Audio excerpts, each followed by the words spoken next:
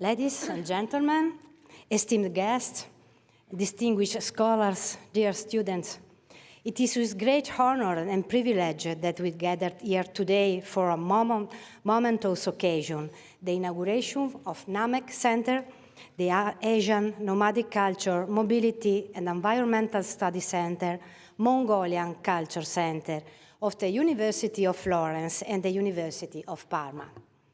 Thank you for your presence. We are thrilled to start our inauguration with a musical performance by Cultural Envoy of Mongolia, Mr. Nazanjargal, who will grace us with the enchanting melodies of the Mongolian traditional Morenkur.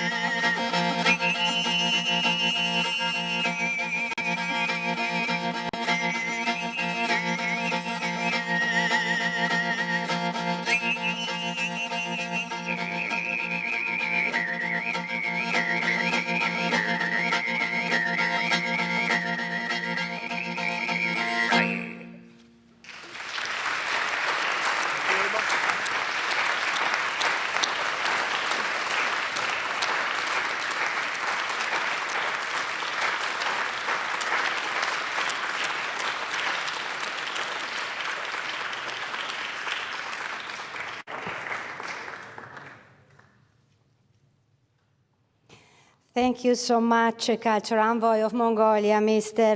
Nazanjargal, for sharing your gift with us today with this music. As the director and vice director of the center, it is with immense pride and privilege that we stand before you today to inaugurate this momentous occasion, graced by the esteemed presence of representatives from the Mongolian authorities and from our esteemed university. On behalf of the Asian Nomadic Culture Mobility Environmental Study Center, Mongolia Culture Center of the University of Florence and the University of Parma, I extend my heartfelt gratitude to Rector of University of Florence, Alessandra Petrucci. Thank you very much.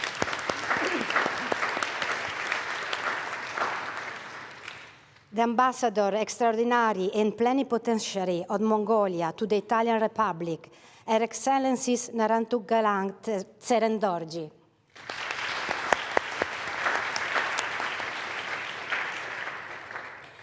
The Cultural and Religious Policy Advisor to the President of Mongolia, Professor Dulan Bumochir.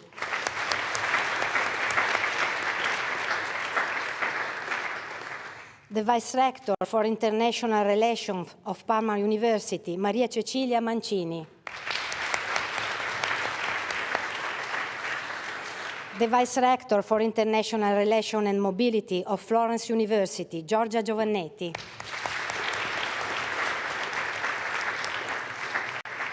The Director of Department of History, Archaeology, Geography, Fine and Performing Arts, Sagas, University of Florence, Paolo Liverani.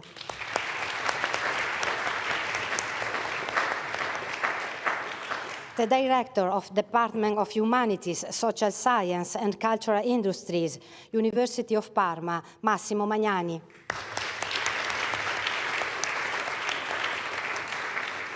Thank you very much. It is now my distinct honor to invite to the podium the Rector of the University of Florence, Alessandra Petrucci. Please, Rector, the floor is yours. Thank you.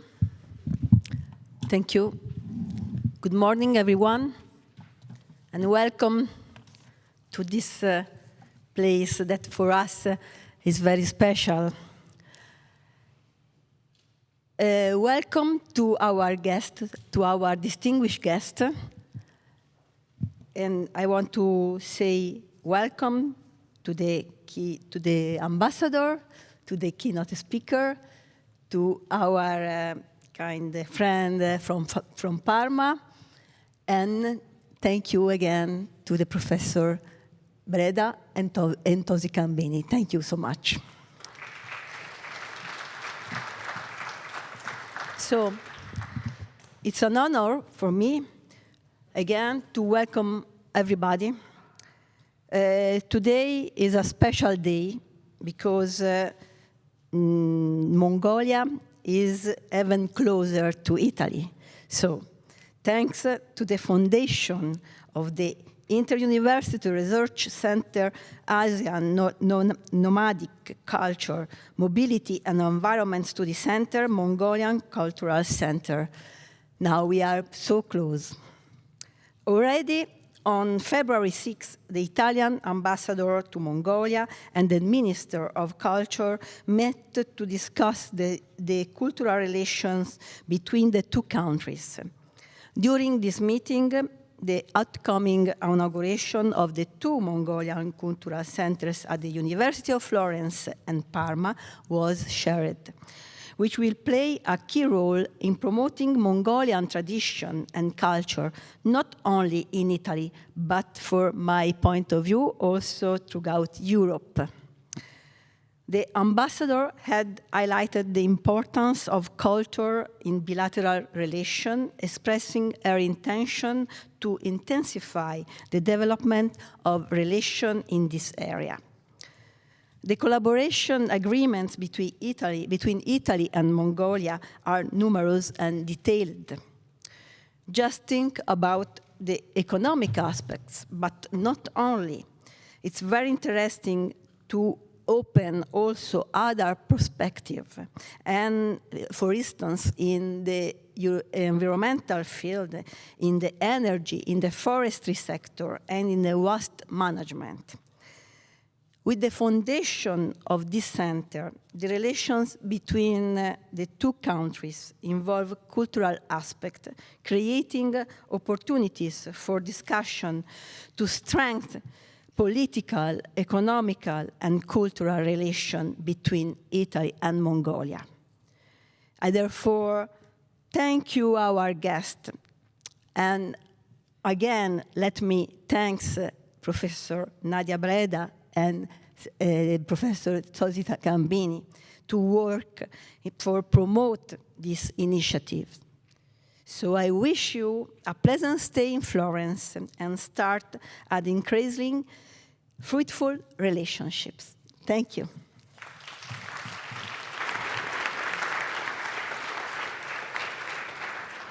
Thank you very much, Rector Petrucci, for your invaluable contribution. Now, it is with great pleasure that we extend a warm welcome to Her Excellencies Narantungalag Terenzorgi, the Ambassador Extraordinary and Plenipotentiary of Mongolia to the Italian Republic. The floor is your Excellency, in the podium if you agree.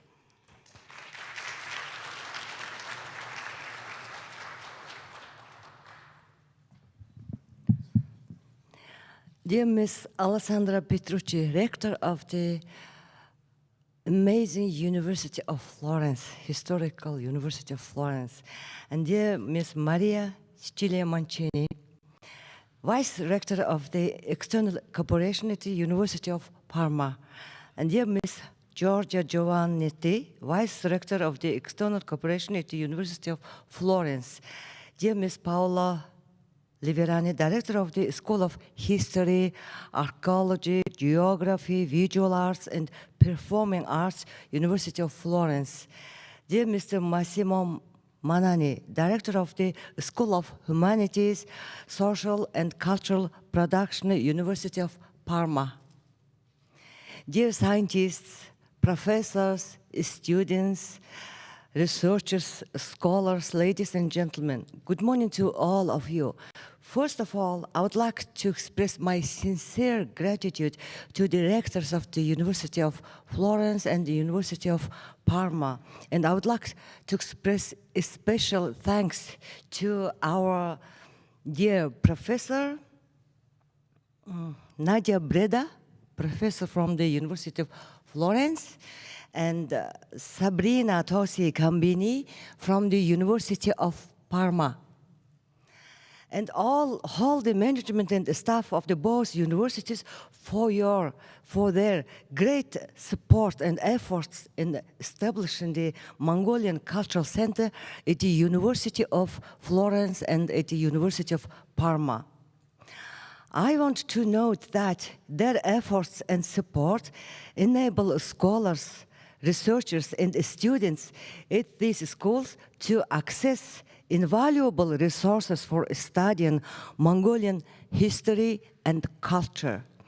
The establishment of the permanent Mongolian Cultural Center at these prestigious universities with its long and rich history is a testament to the university's commitment to fostering relations and cooperation in the fields of culture, education, and science between Mongolia and Italy. This initiative will not only create a new connection, but also provide a platform for cultural exchange and academic collaboration between people of our two nations. The Mongolian government is actively working to promote the country's rich culture, history, and heritage on a global scale. One of the most important goals is to foster stronger relationships between different communities, with a special emphasis on the role of the Italian public and the young people. By facilitating opportunities for building friendships and understanding, we aim to make them feel valued and integral, to achieve this objective, the Mongolian cultural centers are being launched today. These centers will give the Italian public and young people authentic knowledge and information about Mongolia. The cooperation and the relations between the states is the relationship shared among their citizens. Back in the 13th century, Catholic priest Plano Carpini, a native of Magna, Italy, was the first European who set foot in Mongolian territory, carrying a letter wishing for peace sent to our great Han by Pope Innocent IV. And he was the first European person who came into the palace of the great Han of Great Mongol Empire. I'm pleased to recall the visit of Pope Francis to Mongolia at the invitation of the President of Mongolia last August of last year. This year marks the 54th anniversary of the diplomatic relations between Mongolia and Italy. Over the past 50 years, the two countries have actively developed bilateral relations and cooperation across all fields. Next year, in 2025, we will celebrate the 55th anniversary of the establishment of the diplomatic relations between our two countries, between Mongolia and Italy. On the occasion of this historic anniversary of diplomatic relations, the embassy will continuously support the events which will be organized by the Mongolian Cultural Center at the University of Florence and Parma. Once more, I would like to express my deep gratitude to all professors, teachers, and students who are introducing Mongolia's rich history, culture, and traditions to the people of Italy through prestigious universities. I would like to wish all of you every success in all your endeavors. Thank you for your attention.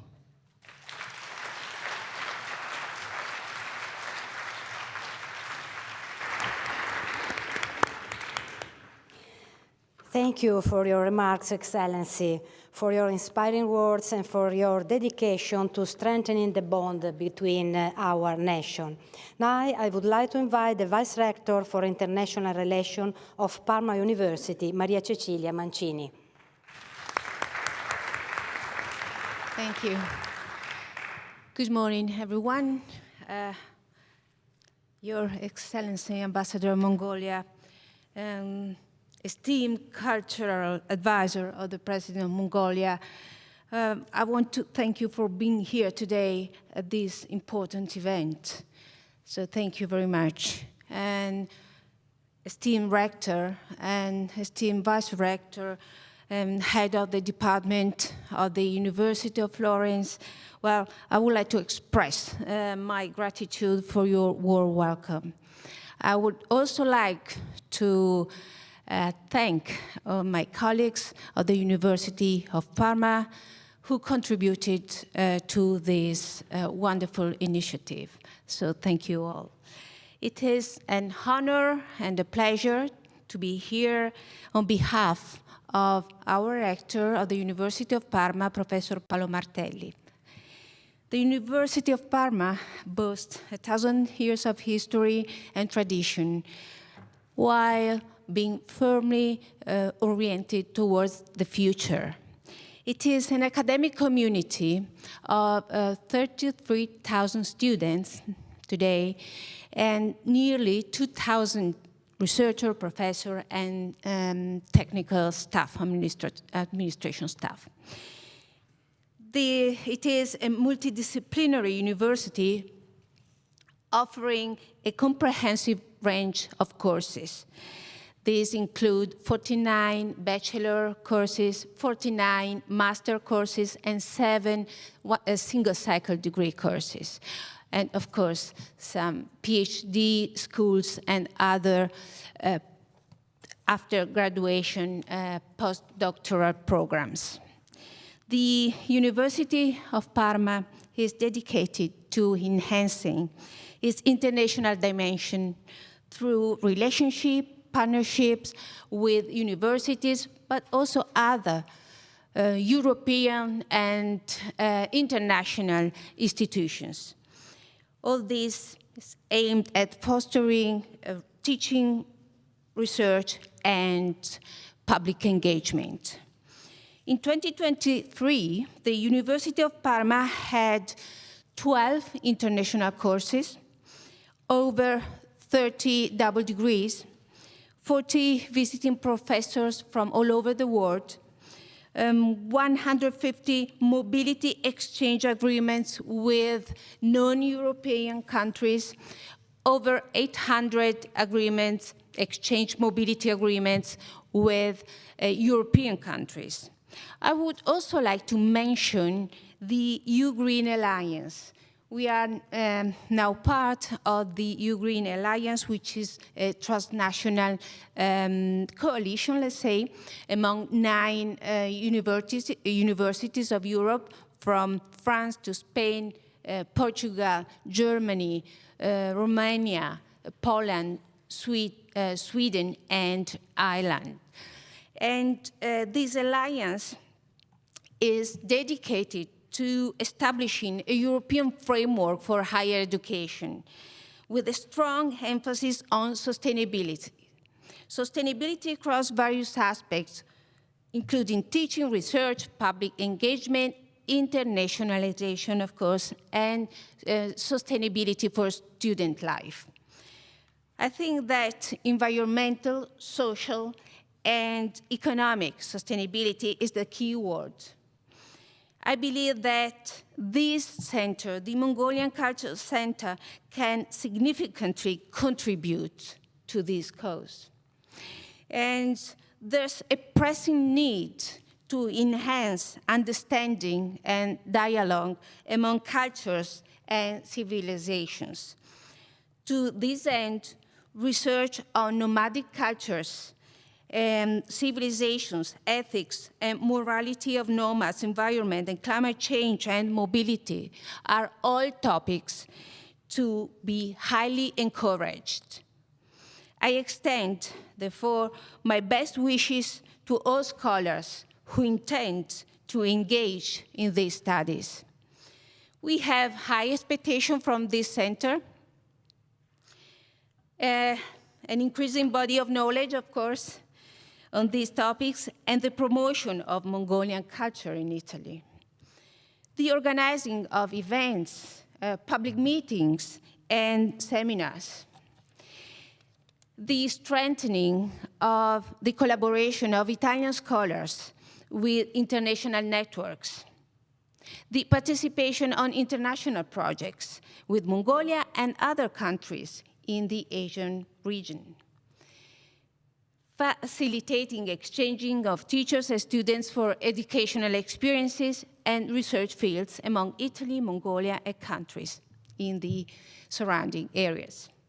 And finally, establishing collaboration with Italian companies involved in activities with Mongolia and the other areas. So I just want to wish everyone good luck with their work. Thank you very much.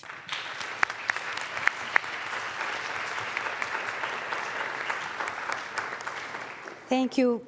Thank you very much for your insightful remarks, Vice Rector Mancini.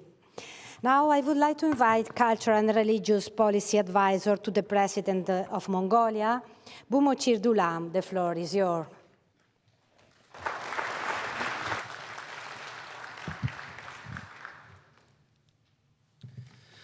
Good morning, all of you. Your Excellency, Mrs. Narendonglag, the Ambassador of Mongolia in Italy, Mrs. Alessandro Petrucci, the Rector of the University of Florence, Mrs. Maria Cecilia Mancini, Vice Rector for the International Relations at the University of Parma, Mrs. Giorgia Giovannetti, Vice Rector for International Relations at the University of Florence, Mrs. Massiama Magnani, Director of the Department of Humanities, Social Sciences, and Cultural Industries at the University of Parma. Mr. Paolo Livarani, Director of the Department of History, Archaeology, Geography, Fine and Performing Arts at the University of Florence, and all other friends and colleagues and students and those who came here to learn more about Mongolian history and culture. It is my great pleasure to attend and give a speech at the opening ceremony of the Mongolian Cultural Center at the University of Florence and at the University of Parma. 2 years ago, with my colleagues from Italy, we've been thinking of opening a Mongolian Cultural Center or Mongolian Studies Center. And now we have, I'm so happy to announce that, now we have not one, but 2 Mongolian Cultural Centers in Italy. That's a great achievement, I believe, because I was only wishing 1 2 years ago, and now we have 2. So I greatly appreciate to all of those people who contributed to establishing these 2 cultural centers. Well, first of all, I would like to extend a warmest greeting and the deepest gratitude of His Excellency, Mr. Khurulsukh Okhna, the President of Mongolia, to all of you who spent so much dedication, time, and work to establish the first ever 2 Mongolian cultural centers at the University of Florence and at the University of Parma in Italy. All of you have done so much to Mongolian culture by establishing these 2 centers in Italy. It is a successful start for a great future of our collaboration. As many of you already know now, especially from the visit of the Pope Francis to Mongolia last year, the President of Mongolia greatly cares and supports cultural diplomacy and all other cultural issues, such as cultural studies of Mongolia and so on. For this reason, when he was the Prime Minister of Mongolia in 2020, after 24 years, he established the Ministry of Culture as an independent ministry from other sectors such as education, tourism, etc., and started implementing policies to support Mongolian culture in Mongolia and abroad. As a result of his policy and support, here we are now celebrating the opening of a Mongolian Cultural Center in Italy. 2 years ago, me and my Italian anthropology colleagues, Professor Nadia Breda and from the University of Florence, and Dr. Sabrina Tosi Kambini from the University of Parma, met in Ulaanbaatar and talked about different ways and possibilities of expanding our collaboration. And I asked them about possibilities of establishing a Mongolian cultural and or study center in Italy. Because as far as I know, we have several Italian historians, archaeologists, anthropologists, and other scholars from other fields who are doing research in Mongolia, who are interested in Mongolian studies. But on the other side, unfortunately, there were no center to unite them, to make them able to collaborate. So that's why we thought that maybe we need a center in Italy, not only for Italian scholars, but also other scholars who are interested in Mongolia from surrounding European countries. I must also mention someone who contributed greatly, and that is Tsitsiguatar. He's there standing next to the entrance.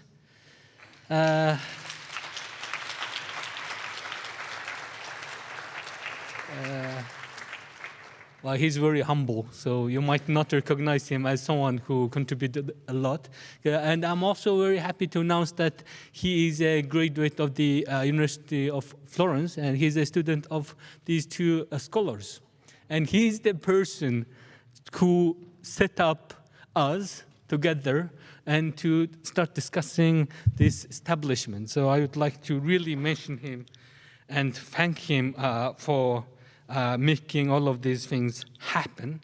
He's now working at the Mongolian Culture and Arts Authority, Mongolian government agency of policy implementation.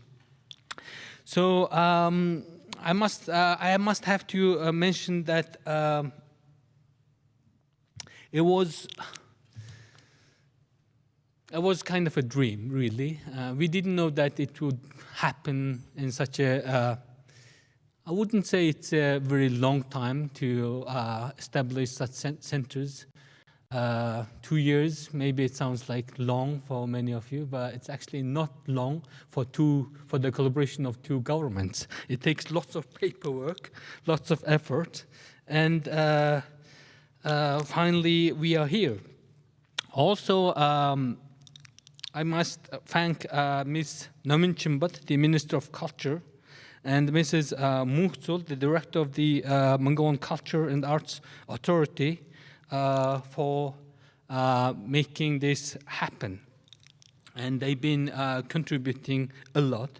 Also, Her Excellency Mrs. Narantongul, the Ambassador of Mongolia, they've been the key people from Mongolia helping us to establish these two centers. Well, I also thank the authorities and rectors, vice rectors of the two universities for, let's say, letting us use their space and rooms and other facilities. That's very important. Imagine finding a room in Italian cities to establish such centers. This can probably never happen if they didn't allow us to use their space. So I really appreciate for the authorities and directors of these two universities. Well, there's a Mongolian proverb, I'm going to say it in Mongolian and translate it into English. All of those who know Mongolian might understand this. And it means prepare the bucket before milking the cow. Imagine you are trying to milk the cow and you don't have a bucket. So you must have a very good bucket, maybe a big one. So now we have a bucket, and now we can milk the cow. I'm talking about the Mongolian Culture Center. It is our bucket, let's say, and we should get lots of milk now. That's the next task. I know there are many Italian scholars in the field of history, anthropology, and archaeology, and some of my colleagues from the University of Rome, David De Torri. I'm very happy that you managed to come and participate this opening. And from other fields who are doing research in Mongolia or in Mongolia and collaborating with Mongolian scholars. And now we can finally gather at the University of Florence or at the University of Parma to have, let's say, seminars, lectures, cultural events, and make our further discussions and make it really, let's say, broad and inclusive. Also, there are many students who study in Italy and Italian students who do research in Mongolia. So we all have now a common place to gather. Therefore, I'm very happy that finally those two centers now provide more collaborations amongst all of those who study Mongolia and who wants to learn more about Mongolia. I very hope that this is a big start of a great future, and I wish all of you the best. Thank you.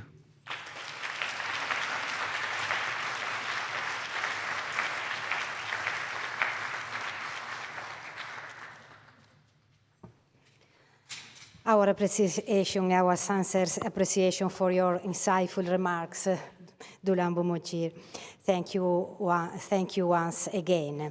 Now I would like to invite the Vice Rector for International Relations and Mobility of University of Florence, Giorgia Giovannetti. Please, the floor is yours. Thank you very much. It's an honor also for me to welcome this high-level Mongolian delegation, which includes the Cultural and Religion Policy Advisor to the President of Mongolia and Her Excellency, the Ambassador to Italy. I'm also very happy to have with us sorry, the Vice Rector for International Relations of Parma University, as well as the Director of the Department, the Chair of the Department of Humanities, Social Science, and Cultural Industry of Parma University. But I'm particularly happy to have here a lot of students, because we have the students of the course that Professor Nadia Breda teaches, and to have them as a full participant of this important opening, I think is really an achievement. And of course, I thank Professor Breda, Sabrina Tosi-Combini, and all the colleagues of the two universities for the work that they've done in the past few years, in the past 2 years, as we just heard, to make this happen, to make a dream become true. Most things have been already said by previous speakers, by the rector of the university, Professor Petrucci, and I totally agree with her on the importance of tightening trade and cultural relations between the two countries. But let me highlight the importance of what I see as the main topic of the center, the nomadic model. I'm a development economist, and as such, I've been often exposed to discussion on pastoralism and nomadic culture. Indeed, one of my best students from Master from University of Florence moved to anthropology and discussed her PhD thesis in Oxford on pastoralism. She was not working on Mongolian, luckily, otherwise she will be here. She was working on North Kenya. Over time, she has involved me in many activities, and as a result, I've been discussant in several conferences in Italy and abroad on nomadic culture. As economists, in this occasion, we discuss in details issues related to pastoral nomads, which rely on their animals for survival, and they move their habitat several times a year in search for water and grass for their herds. We highlighted how their lifestyle is always precarious, as their constant migration prevent them from transporting reserves of food and other necessities. However, pastoralism is now combined, especially in Mongolia, with urbanization and intensive agriculture in most places. This triggered discussion on sustainable livelihood approaches and institution, and the interaction between the institution and the sustainable livelihood approach. In several conference and book presentations, the last was a book by Professor Jan Skoons at Oxford, we debated whether a model based on sustainable livelihood of nomadic population could have external validity or could be used to predict outcomes, or whether it was only a simple heuristic aimed at asking open-end questions and encouraging interdisciplinary conversation, including with and amongst economists. Of course, there is no simple answer to this kind of question, and of course, the socio-political aspects are context and country-specific. No policy fits all, but we can advance. And I think that the Mongolian Center will have an important role in enhancing interdisciplinary and inter-university work, improving reciprocal knowledge, and can constitute an important step in the direction of a different and more inclusive university. I'm happy that the inauguration happened in 2024, which is our 100-year anniversary, even though the actual roots of the University of Florence were in 1321. So we are a very old university with recent roots. The Vice President of the University of Parma mentioned the European alliance they belong to. We too, at the University of Florence, belong to a European alliance, UNIWEL, where INALCO, and we had the Vice President of INALCO here visiting us today, has a French-Mongolian center, is the French-Mongolian center in the University of INALCO. So I think that this center could also be a way to improve and increase the inter-alliance cooperation between the alliance where the University of Florence belongs to and the alliance of University of Parma, both of them having very strong basis on environmental issues. So thank you, really, for having worked this out and to make this happen. Thanks.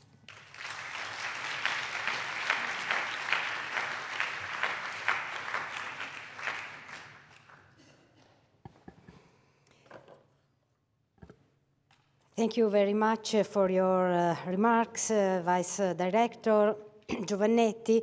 Now I invite the Director of the Saga Department of the University of Florence, Professor Paolo Liverani.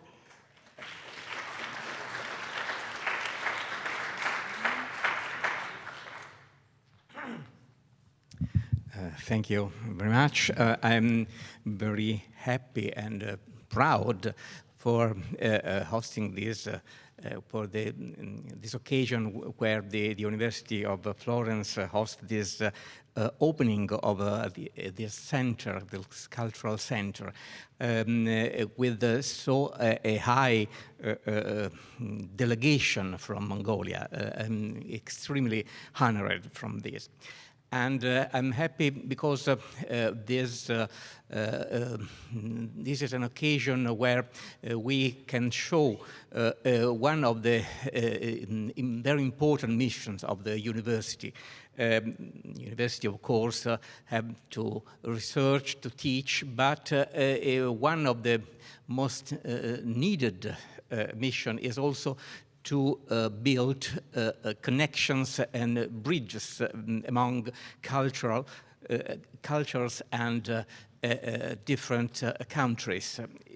We are living in a period when where the world is more and more complex and with several tensions, so that I think the contribution of the culture and the university in this case is extremely important to connect people, to let people know the other cultures, to appreciate, to catch suggestions from different experience, so that this moment is a step forward from an interest cultivated by single scholars to an institutional engagement. This is extremely important, I think, and is the crowning of a path built with passion and enthusiasm by the colleagues of my department and the colleagues and friends of Parma University. So I don't think I have to add many things to the speeches of the colleagues who have spoken in this occasion, and so I can also greet you again and not to delay too much the opening of the center, which is in another building of our university. Thank you very much.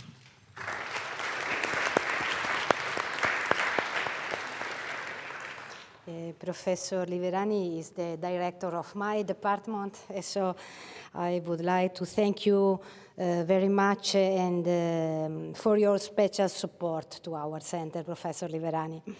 Now I would like to invite the director of the DUSIC Department of Humanities, Social Science, Cultural Industries of University of Parma, Professor Massimo Magnani.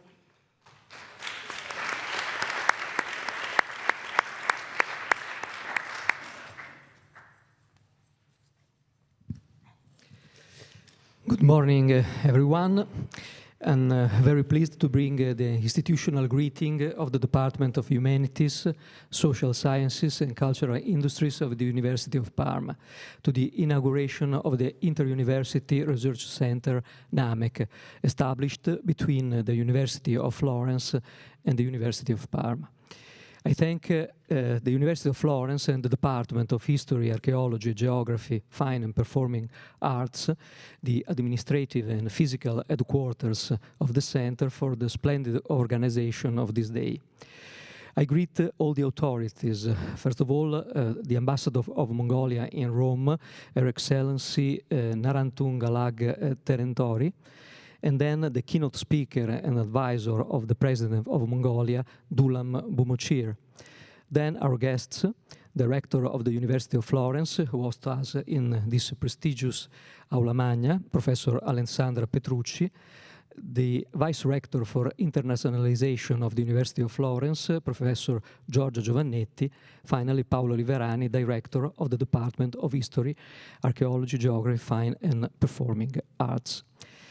The aims of the center fall within the mission of my department, which brings together all the humanistic and social disciplines of the University of Parma, represented here by the Vice Rector for International Relations and Mobility, Professor Maria Cecilia Mancini.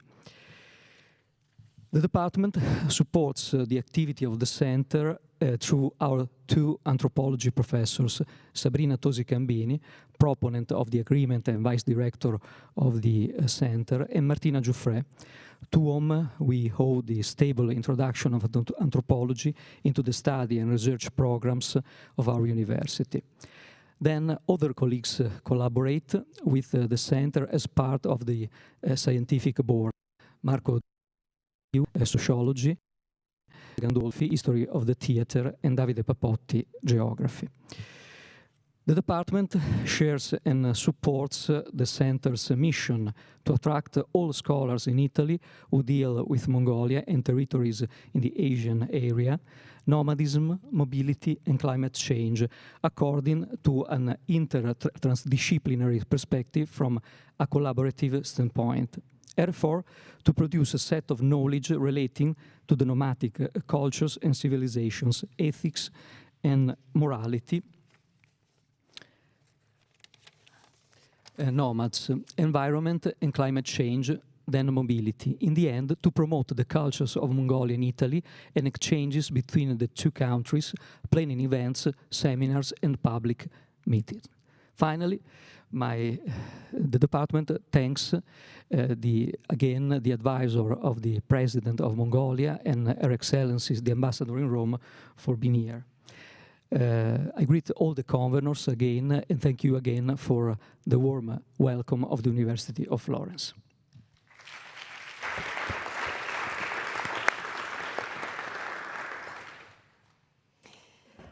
Thank you again to everyone.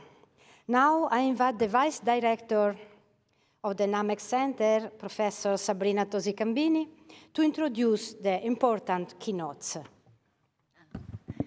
Thank you very much. It is my distinct honor to introduce Professor Bumuchur Dulam.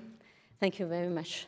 With a distinguished career marked by a deep commitment to advancing cultural understanding and promoting religious tolerance, Professor Bumuchur brings a wealth of knowledge and insight to our gathering today. Bumuchur Dulam is the chairman of the Academic Council of the International Institute for the Study of Nomadic Civilization and professor of anthropology at the National University of Mongolia. He received his PhD in philology from the Mongolian Academy of Sciences and in anthropology from the University of Cambridge.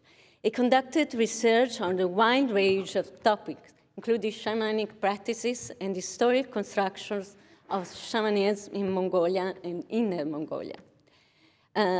For his PhD, he focused on the performance of respect in the social production of ethnic identity, politics, and the state among Han Mongol pastoralists in Qinghai, China.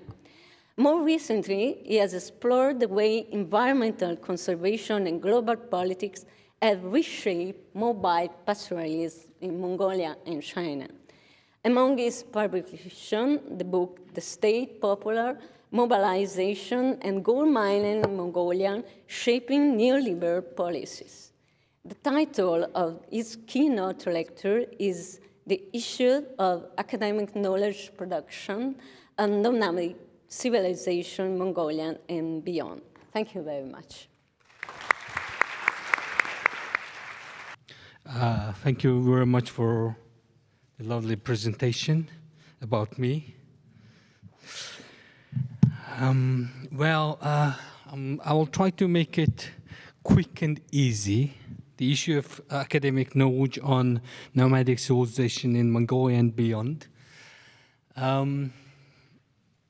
This basically explains why we need to establish Mongolian cultural centers in Europe, for example, in Italy. I'm going to start from this is the outline. So I used the word issue in the title of my presentation. So I'm going to explain what is the issue. And well, the issue is consideration of nomads and Mongols as backward with low mental power and low technology. Therefore, they are barbarians and they are uncivilized, unable to make civilization. And the issue is still continuing both in Mongolia and outside Mongolia. So where is the issue coming? I'm going to present three, let's say, cases. One is often called myth about nomads in the early history, and the other is academic evolutionary perspectives, and the third one is Marxist perspectives. I'm saying that this issue is coming from these academic knowledge productions. And I'm going to explain what is the outcome of this issue or problem, and I'm going to present you some issues we are facing. Okay, the issue in Mongolia. Well, this happened when I was a student in Mongolia back in 1999. And as there was a big academic debate. On the one side, actually this is my father, on my right-hand side. And he's been arguing that, well, Mongol nomads, they made civilization. And we had civilization, and it's called nomadic civilization. On the other side, this is his name is Bacholong, Professor Bacholong. He's a professor and professor in the field of philosophy. He argued that nomads cannot make civilization. They never managed to make one. The civilization of Mongols in Mongolia starts only from 1950s when we started building some houses, buildings in the central part of Ulaanbaatar. Okay, so one is saying that we have civilization, the other is saying we don't have a civilization. So that's the main argument of the debate. And that's an issue as I see it. It's an issue in the academic knowledge production. And the issue can be really harmful. So this is the content of the debate. Professor Dolam, that's basically, I followed my father and became an anthropologist, and that's probably why I'm here. And I'm probably still continuing his arguments, dates back to 1999. And he's saying that, well, there is such a thing as nomadic civilization, as I briefly said that. And probably many of you are aware of such, let's say, arguments. And it can be probably still ongoing among some scholars. As you know, many scholars consider that civilization cannot be understood without its original meaning of city, and only sedentary culture can be developed to civilization, while nomadic people, because they don't settle and because they don't build cities, they are unable to make civilization. Okay, that is the main concept. Okay, then who was the winner of the debate? And is nomadic civilization is a civilization? And that still stands a question among many, including some scholars. Who do we know if nomadism is a civilization? How do we know if nomadism is a civilization? Who decides if it is a civilization or not? Is it a political argument? Like some basically represent themselves as people we built civilization, while they are trying to reject others by claiming that they couldn't make civilization. Which knowledge proves and which knowledge disproves if civilization is if nomadic civilization is a civilization or not, and who produce these knowledge on nomadism and civilization? Okay. Only a couple of years ago, in 2019, I've been keep on finding this scholar saying lots of things about nomadic civilization, disagreeing with the idea of nomadic civilization. And this is one example he used the term buduldik ethics. Buduldik can mean vulgar, unsophisticated, uncivilized, and barbarian. And he's saying like, well, we have a very like barbarian ethics. So it's like, what is barbarian ethics? Like, I'm glad that some scholars are actually using this term, because some even say that those barbarian nomads, they don't have ethics at all. But somehow this is a big improvement. Some saying like, well, it can be called a barbarian or unsophisticated ethics. So this is still happening, but more things happening outside Mongolia. Probably you know these people, Formula 1 driver from Netherlands. He's been using a word Mongol or Mongolism, let's say, against his like fellow drivers. Basically, it can be, well, it can be a slang, basically saying stupid. So the term Mongol stands as stupid among some people, and still happening. And this American band, they released their first single in 1977 called Mongoloid. Again, simply it can mean stupid. And probably those youngsters who are in this room might know this French rapper, Orelsan. This French rapper, he released an album called Civilization. And in his, that is from, when is it? 2022. And in his, let's say, singing, he also used the term Mongol to refer to some French politicians. And his album was about to win the World Music Awards. Oh my God, what's happening? I mean, they are still using the term Mongol nomad as some stupid people, and the album can still win World Music Awards. So that's the issue I'm talking about. So am I madman? All of these Mongols who are sitting here, are we like stupid people? So in my presentation, I'm trying to tell you a story about academic novels production and how these people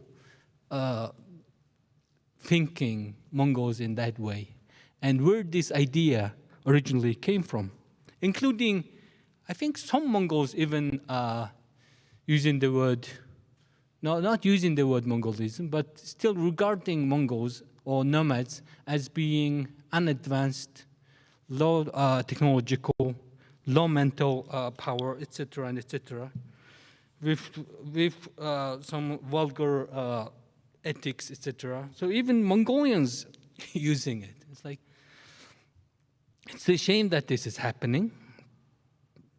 So where is the origin of this issue? And I find it, well, Europe is only one example. We can find it also in China as well.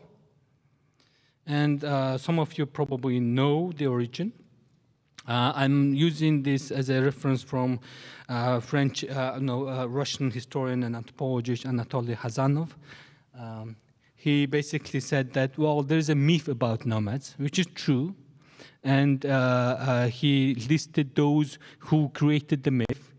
And the myth makers are myth of Prester John in Bible, philosophers, travelers, scholars, and the content of the myth is those nomads are often described as barbarian, evil, incapable of following civilization. And furthermore, Hazanov also referred some Soviet scholars and Marxist scholarships. And he came to the 20th century and he hesitated to name his colleagues because they are still continuing this idea. Okay. Coming back to the origin, in the 19th and early 20th century, his name is John Langdon Down. I'm a British scholar, doctor. in the field of medicine. He published this article in a London Medical Journal. I think it's called London Medical Journal. London Hospital Medical. Anyways. The title of his paper is Observations on an Ethnic Classification of Idiots. So he basically introduced an ethnic classification of idiots back in 1866. According to him, idiocracy is to do with the ethnic origins, and he's talking about what is known as the Down syndrome. And I'm quoting from him, a very large number of congenital idiots are typical Mongols, probably including me, because I'm a Mongol. I still consider myself Mongol. So this is coming from these scholars, and that's why we are facing some issues in the academic knowledge production. People around this time, in the late 19th century, they were all somehow evolutionists following Charles Darwin. And after Darwin's biological evolution, our anthropologists in America and in the United States, they developed it to social evolutionism, and this is a big representative of social evolutionist theories. What is his name? Lewis Henry Morgan. He published his book in 1877 called Ancient Society, researches in the lines of human progress from savagery through barbarism to civilization. And he basically came out with a diagram. And you can guess where our ancestors is, nomads. We are in the level of barbarism.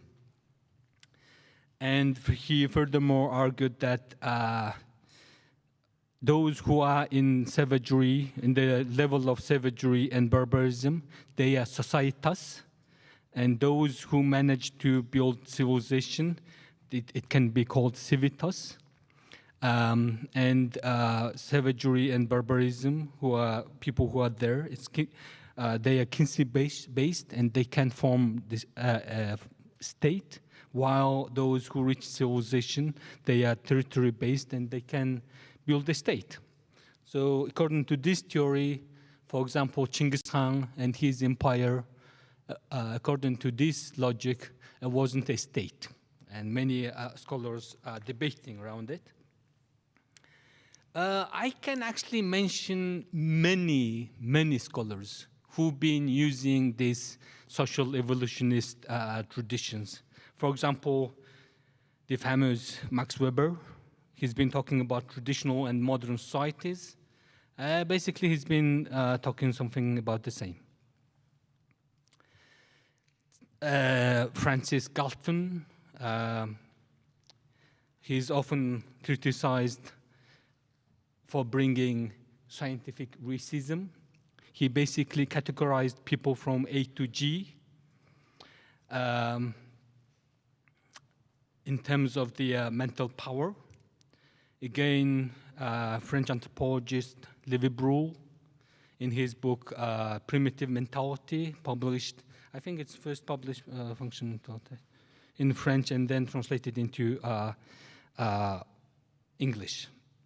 And he's been saying that, well, those who are in the lower level of development, they are unable to understand the reality. They have no logics in their consciousness, etc., etc. Well, one of the last is Marx, and Marx also listed evolutionary development stages, starting from primitive savagery to feudalism, capitalism, and socialism. And basically, according to Marxists, in the 19th and early 20th century, Mongolia was stuck in feudalism, and communists helped us to skip capitalism bypass capitalism, and build socialism. So all these ideas, they are talking about progressive development, and they've been basically putting different race, different people in the different, let's say, development stages. So the problem, the issue is, it is about progress, it's evolutionary. The most important problem is the problem of colonialization and the Eurocentrism and racism. According to these thinking, culture is not cultures, which means that there's one homogeneous culture in the world, and we are all in different levels of this one big culture. So the term culture in the plural form were not used in the writings of some scholars. So at the same time, mankind has one homogeneous history. So that's the idea. Okay. More things happened in Mongolia according to these rationalities, to these scientific knowledge productions. We had something called a civilizing project. And this civilizing project happened in many countries, not only in Mongolia. For example, well, I forgot to mention something. I am making this presentation not as a culture and religion policy advisor to the president of Mongolia. This is a different issue. I am making this presentation as a professor of anthropology at the National University of Mongolia, as a scholar, because I'm mentioning about names of different countries, and probably it's not really suitable as a president's advisor. So this civilizing project happened in China, also happened in Russia, and happened in many other countries in the age of colonialization. So the same thing happened in Mongolia, and it had two phases. You know, this project of civilization is happening because those who are making this project considered that those people do not have a civilization, do not have a culture. So these people need to be civilized and culturalized. That's why the project is happening. In Mongolia, the first level of the civilization project, according to this book, published by Ponsel Dolum, a Mongolian historian, published in 2020. Also, she published some articles as well, and she divided two stages. One from 1959 to 1966. It's called Soylent of Tlong Cultural Attack. The second one started in 1966 and continued until 1975, and it's called Soyljut, which means culturalization. Cultural revolution, or the civilizing. Oh, sorry, I'm going to the wrong way. Okay. And the Mongolian People's Revolutionary Party Central Committee Political Bureau passed a resolution number 249, and the title of the resolution is about carrying out a cultural attack throughout the country. Reform from backward pastoralism to industrialization, to establish socialist culture, to develop a national economy, to improve hygiene and health, to improve education system. Some of these things are good, actually, I have to mention. To build cultural institutions, organizations, and services, to improve cultural personal attitudes, and to demolish the roots of the remaining old backwardness of the past in the people's mind and practices. Cultural attack is a fight to introduce new socialist ideology, consciousness, morality, and practices against the views and customs in people's minds and lives inherited from the past. So that's the main idea. Oh, sorry, I keep on going to the wrong direction. There was another resolution came in 1961 to continue carrying out the cultural attack throughout the country, etc., etc., and that included to end illiteracy. As a result, Mongolia started having a high percentage of literacy. But I have to mention one thing here. Mongolians were, and we even received a award from UNESCO. I forgot what year was it. We actually abandoned Mongolian script, which we used from probably from the age from Chinggis Khan, and we call it vertical script. We abandoned it, and we started using Cyrillic. And the reason is because that script considered to be backward. So we needed to adopt a new, let's say, sophisticated scripture, and that happened to be Cyrillic. So I'm not sure if it is a good literacy, let's say, level, because actually we forgot lots of things. We basically abandoned our, let's say, native or indigenous scripture. So the main idea was elimination and abandoning everything that doesn't cope with the new life situation, and to actively adopt everything that is new and advanced in the nature of the development of the socialist culture. Okay. Again, this continued. This is again. Oh, sorry. Okay, this is the last stage called culturalization. The resolution called about the organization of a 2 years culturalization campaign throughout the country for the 50th anniversary of the People's Revolution, to improve the level of people's culture, to further improve conditions of public places, to improve culture and public services. When we read out all these, what I listed here, well, they seem to be quite good things to do, which I agree, and which many people do agree.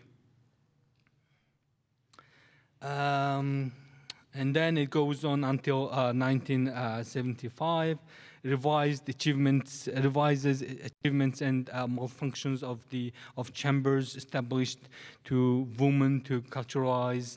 Notes that they are helpful to improve the level of women's culture and conditions, to organize activities to help women raise children, Okay. Oh, I think I'm keep on going to the wrong direction. Okay, so the main idea of the culturalization or the civilization project is to, let's say, advance from nomadism to urbanization. And this is advancing to the level of industrialization, sedentarization, urbanization, and modernization from the level of rural, pastoral, nomadic backwardness.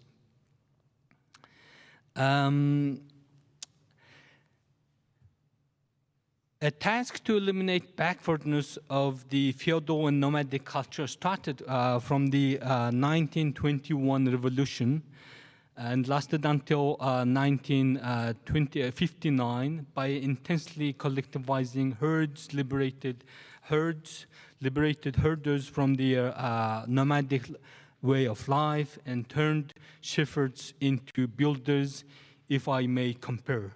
Well, I am quoting this from a Mongolian philosopher called Centro. He published on this in 2015 and 2017. He suggests that as a result of the cultural attack, Mongolia advanced from culture to civilization. And he is one of those intellectuals in Mongolia who considers that the civilization of the Mongols started in the 1950s, and he has disagreement against the idea of nomadic civilization. So see, we still have scholars following this, let's say, social evolutionary perspectives. Okay, now I'm going to tell you how Mongolian and, let's say, mostly Mongolian, also foreign scholars who try to decolonize and de-Europeanize. Also, one of them used designification, while I'm using this term he used, of the academic new production on nomadism. Probably you know these people. French philosopher Michel Foucault, Anibal Cujena, he's from Portugal, from Latin America, as far as I know. These are people who's been talking about colonization of knowledge. And these two Mongolian scholars, they've been against the idea of rejecting nomadic civilization. Instead, they've been trying to protect Mongolian culture and trying to promote the idea of nomadic civilization. For example, Rinchen, he finished his doctoral degree in Hungary. In 1959, he published an article called, he published in Russian, "Из нашего культурного наследия," from our cultural heritage or something. And Damdin Surung, he's another famous Mongolian scholar, studied in Russia, Soviet Union. He published an article called "Let's Protect Our Cultural Heritage." Okay, I'm also quoting from some of the later scholars. She's a colleague of mine. We made this special issue in the journal called Asian Ethnicity back in, I think it was 2014. And my colleague, Titin Solmon, she published this article, "The Gong Bet Against the Uncultural, Contested Notions of Culture and Civilization in Mongolia." There in her article, she argued construction of a national culture was a response to the discourse of uncultured. The term nomadic civilization emerged in opposition to the negative representation of the uncivilized. I have to mention UNESCO here as well, since I'm also working as the academic chair of the International Center for the Study of Nomadic Civilizations under the auspices of UNESCO. UNESCO has been really contributive on the idea of nomadic civilization. In 1966, UNESCO General Assembly issued a decision to start a research project on nomadic civilization, and this was initiated by a Mongolian scholar. In 1972, Tsiru, director of the UNESCO National Commission of Mongolia and the vice president of the Mongolian Academy of Sciences, proposed to organize a conference on nomadic civilization titled "Role of Nomads in the Civilization of Central Asia." In 1999, the so-called Institute, International Institute for the Study of Nomadic Civilizations under the auspices of UNESCO, was established in Ulaanbaatar, where I'm working now as well. Okay, many of you probably know this book, The End of Nomadism. The authors are Professor Caroline Humphrey and Professor David Smith, my tutors where I graduated. So in this book came in 1998. They basically suggested not to use the term nomadism because of its negative connotations such as barbarian, low technology, and backward. And they suggested instead use the term mobile pastoralism instead of nomadism. So the title of the book, The End of Nomadism, with a question mark, has two meanings. One is to end the negative connotation of the term nomadism, and the other is, of course, where the nomadic pastoralists will continue existing in Central and Inner Asia. Sorry, I'm keep on going to the wrong direction. I think I'm going to have lots of time. This is one of the latest publications of my colleague from Mongolia. He's been at the Max Planck Institute at the in Germany. Professor Munkirten, he's an anthropologist, graduated from the Hokkaido University.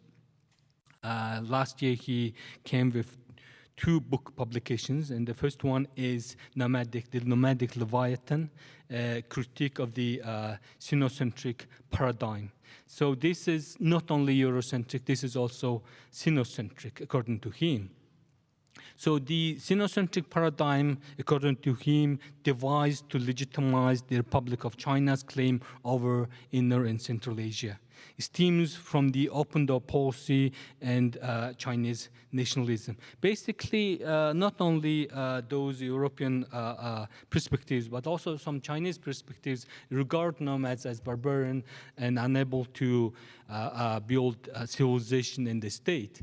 And because they don't have civilization in the state, they should be part of these colonial authorities. They can't have its own independent, let's say, authority. Pastoralism in Eurasia, well, places pastoralism at the origin of the, well, his argument is very interesting. You know, he's saying that, well, in the history of the world, most historians until now have been writing that those who's been having agriculture and those who's been started living in the city or in urban areas, they started the state, what we call the state. And now he's coming up with a completely different idea and saying like, well, nomads actually, they are the first people who made the state. So it doesn't matter if it was, if they didn't have cities or if they didn't run agriculture. And places the Eurasian steppe at the center of human history. So he's basically decentralizing the whole thing. And he's trying to, let's say, reject the history of the world regarding the establishment of the state. And coming with this argument that nomads, they are people who first established the state. So I'm quoting from him. The evolutionary materialist scheme is revealed as false.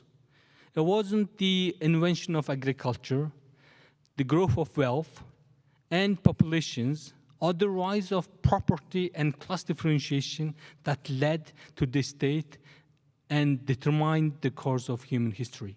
Nor was it areas of circumscribed agricultural land and sedentarism that gave birth to the state. We can reject both of these theories, and it is corollary that China or the likes built the early states. This book, meaning his book, The Nomadic Leviathan. This book argues for the nomadic origin of the state, hence the title of the book is Nomadic Leviathan. Probably many of you are aware of the term Leviathan from English philosopher Thomas Hobbes. The Leviathan is a monster in the sea, and no one can destroy it. The Leviathan only can destroy itself. So when he used the term nomadic Leviathan, he's basically saying that those nomadic states, they might, well, it can be, let's say, ended by themselves, so no one can defeat them. That's the idea.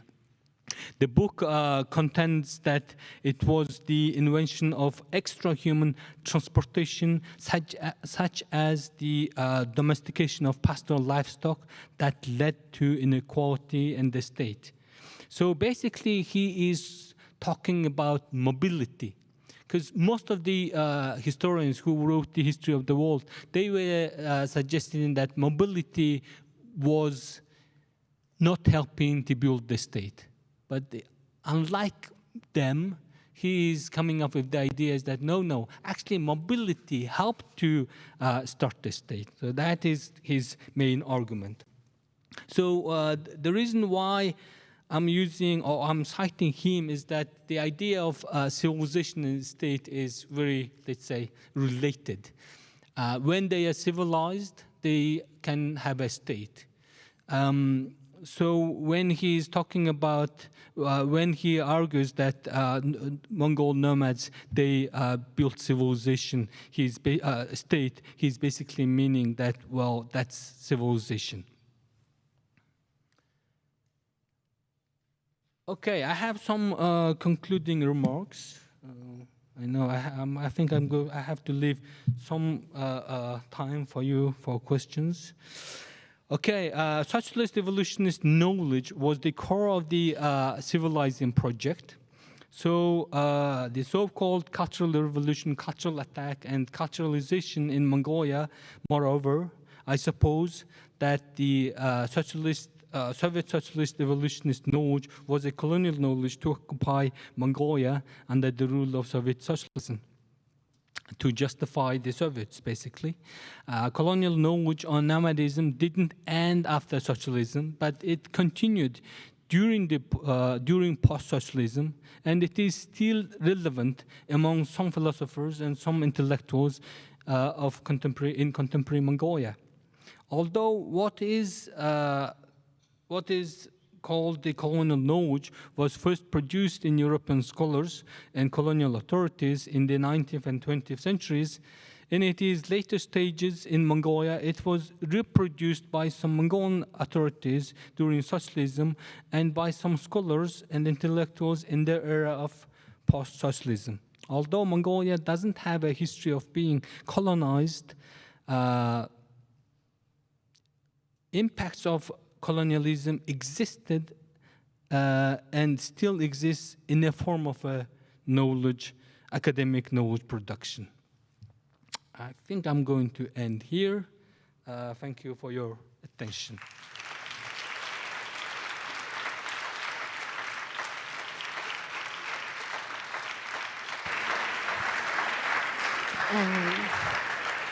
Thank you very much, and in particular your conclusions open to a big issue that is the embodiment of colonial discourse and knowledge. So it's very, very, very interesting, and thank you very much.